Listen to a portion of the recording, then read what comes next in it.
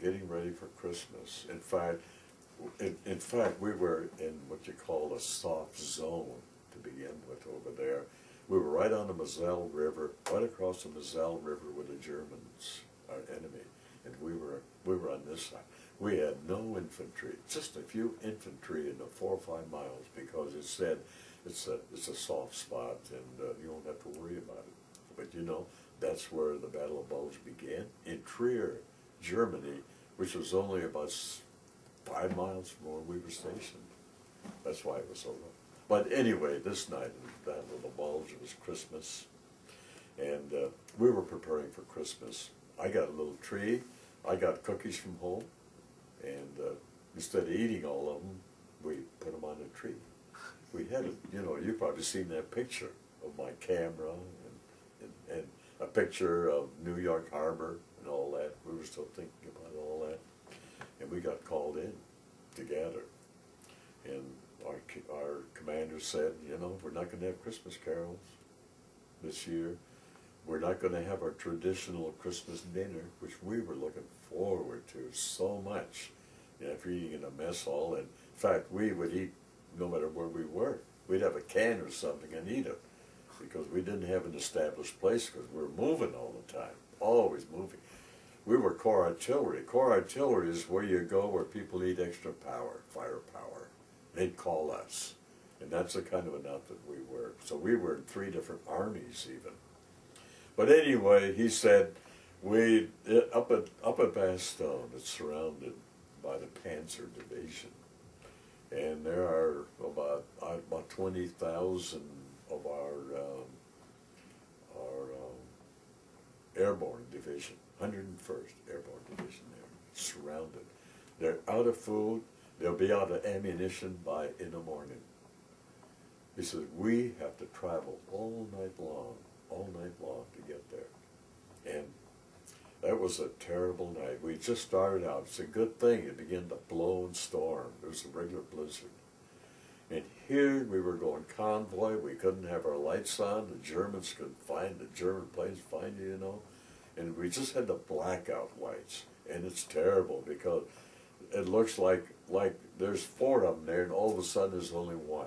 You don't know how close or how far you are. And we were in German territory a couple of the times, and they had dynamite on the trees. And some of the roads were very narrow, dynamite on all the trees. If you go off the road, you hit them, it's over, you know. And they even had barbed wire across, piano wire. That's the reason I built these bumper things on the Jeeps and stuff that are open, so that it hit the wire, otherwise it'd take your head off. But anyway, there we were, and I was trying to, you know, I was thinking of Christmas carols, and I couldn't sing. I knew what was going to happen. He didn't tell us all of it, but you know, we know by what they tell us that there's other things going there. So we started out, and man, oh man, and one time we stopped, and I put the emergency brake on, and I forgot to take it off on that 10-ton wrecker, and took off. All of a sudden, you know, in that snow, I saw it all red. I said, what in the world's happening here? And I had forgotten to take the emergency brake off, and that, what do you call that thing, you know, it was red hot. Brake pad? Red hot. And, but, oh, it's a long story. Finally, we made it. It was about 65 miles to Bastogne. We set up, I still remember one of the guns, well, one of our half-tracks died out. And so I had to stop during that time and put the 155 Howitzer on my truck. And I had to pull it the rest of the way to Bastogne. And we put them all in position.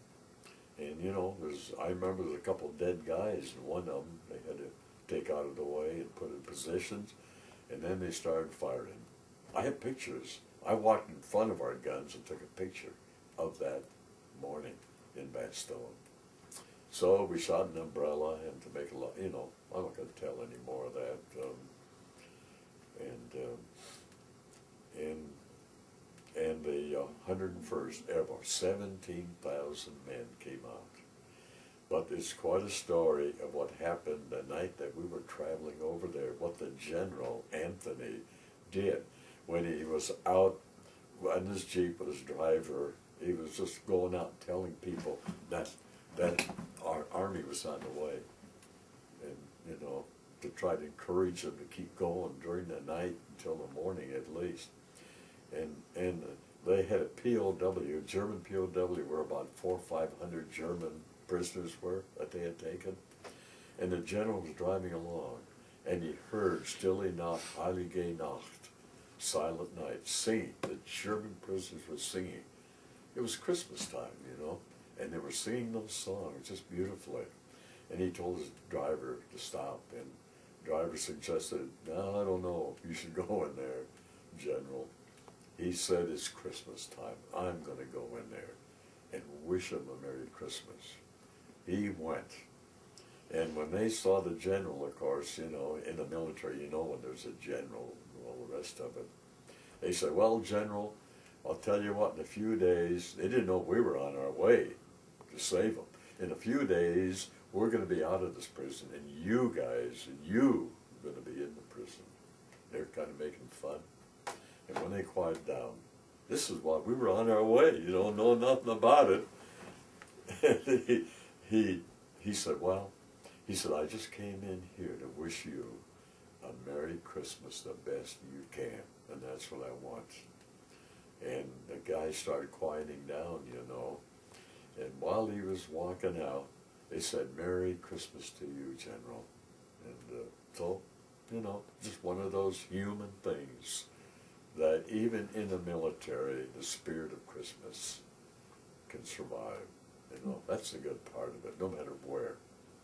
That's why you can be of service no matter where you are. It doesn't make any difference. So, that's just one of them. That's just one of them. There's a lot of other stuff there. Okay. When do I get my ice cream? Oh, are you ready for it?